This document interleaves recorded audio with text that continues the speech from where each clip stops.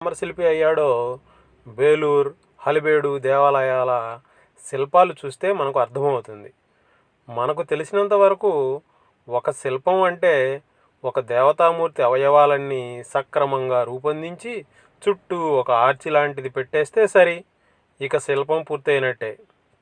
హలిబేడు, బేలూరులోని శిల్ప సంపదను చూస్తే అవి ఒక్క అంగుళం కూడా వదలకుండా లతలు, అల్లికలతో, విచిత్రమైన డిజైన్లతో నిండి ఉండడం స్పష్టంగా చూడవచ్చు.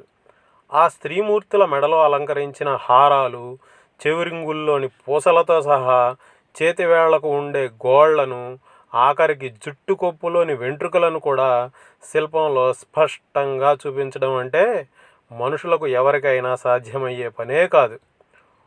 ఒక చిన్న పొరపాటు జరిగిన చెక్కిన శిల్పం అంతా వృధా అయిపోయి శ్రమ తీసుకొని